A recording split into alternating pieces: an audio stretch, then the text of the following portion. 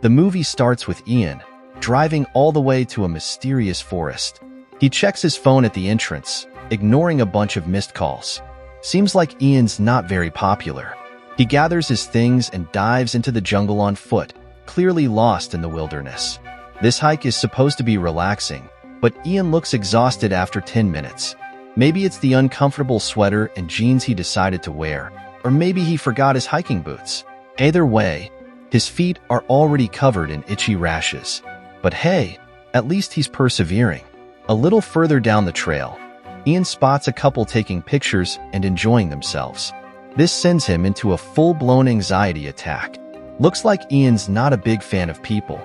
He waits impatiently for them to leave, hiding like a scaredy cat.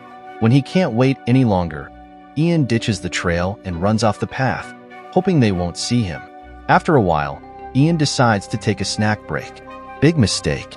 Just as he sits down, a chatty hiker named Nikki appears out of nowhere and bombards him with questions.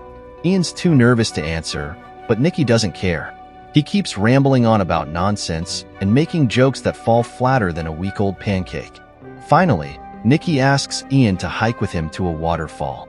Desperate to be alone, Ian tries to say no, but Nikki's sweet talks him into it. Sneaky, Nikki even forces Ian to walk ahead, probably to make sure he doesn't escape. The hike continues, with Nikki talking non-stop and Ian suffering in complete silence.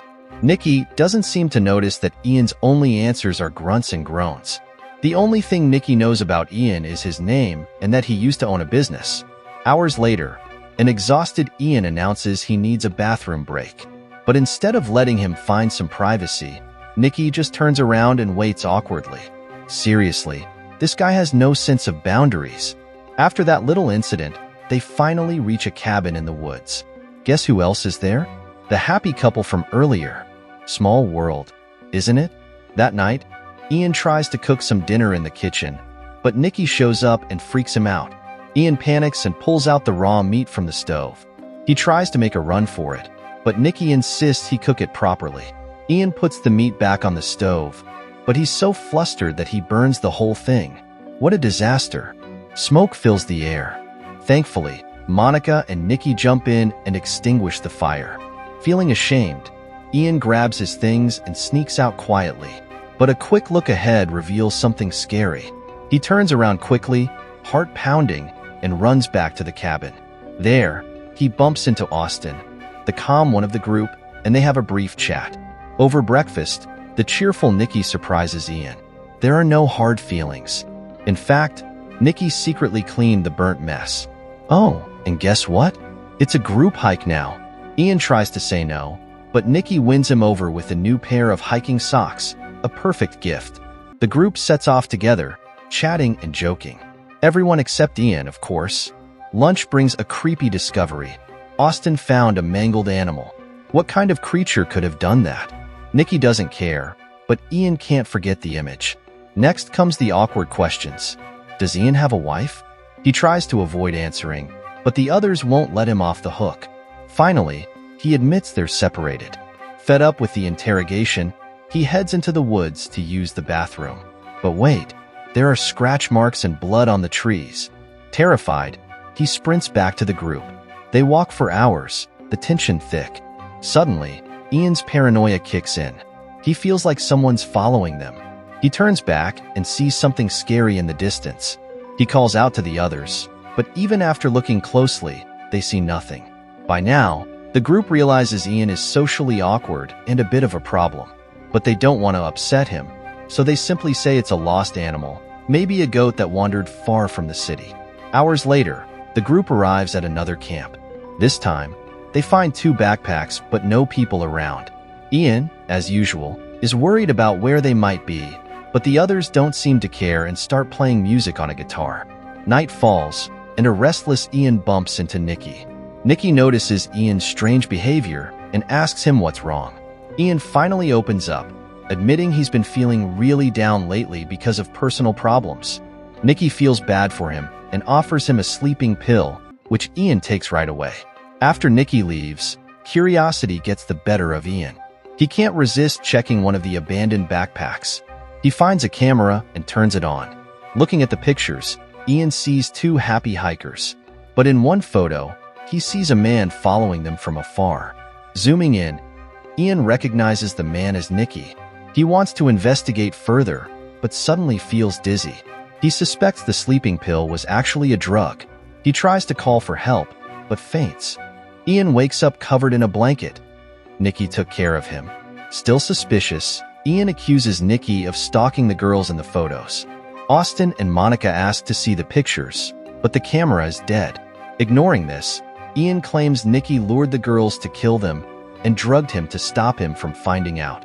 Nicky is speechless, and the others are confused. Just then, the two girls from the photos arrive, making Ian realize his mistake. Ashamed, Ian apologizes to Nicky, blaming his behavior on lack of sleep. Surprisingly, Nicky forgives him. The others are also supportive. They pack up and continue their hike, reaching a fork in the road. One way to the waterfall, the other to Kauri Forest. Monica and Austin decide to go to the forest, having heard it's nicer. So the two groups high-five and head their separate ways. The guys keep walking for hours until the sun sets, painting the sky in scary orange. Just when Ian is ready to write his will on a leaf, they stumble upon a beautiful waterfall. They stare at it for a while, completely forgetting they're lost in the woods with a paranoid friend. Darkness falls and the path gets narrower than a tightrope walker's nerve. Ian, ever the genius, suggests a detour, but Nicky insists they're stuck on this creepy path. He shoves a fancy flashlight into Ian's sweaty palms and tells him to lead the way.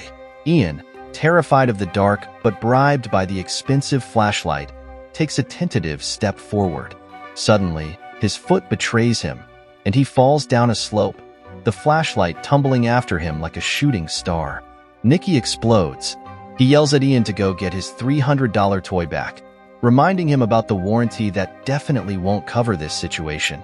Ian, whimpering slightly, climbs down the slope like a scared puppy and grabs the flashlight. But then he freezes. Right next to him stands a dark figure, the monster from his nightmares. He screams like a banshee and sprints away. Monica and Austin, who are apparently on a romantic stroll nearby, hear the commotion and rush to the scene. Nicky joins them, and they all peer down the slope, expecting to see a ferocious beast. But of course, there's nothing there. Great, they think, this weirdo is making us miss valuable cuddle time. Back at the cabin, the honeymooners and Nicky have a serious chat. They're worried about Ian and want to get him out of the jungle faster than a moth leaving a porch light. Since Monica and Austin are busy canoodling, Nicky, the ever-so-helpful guy, volunteers to take Ian back to civilization. Yes, he's still willing to help this walking disaster zone after everything. The next morning, Ian and Nicky set off on their journey back to the city. They walk for what feels like forever, until nature calls for Nicky. He disappears behind a bush, leaving Ian alone with his thoughts.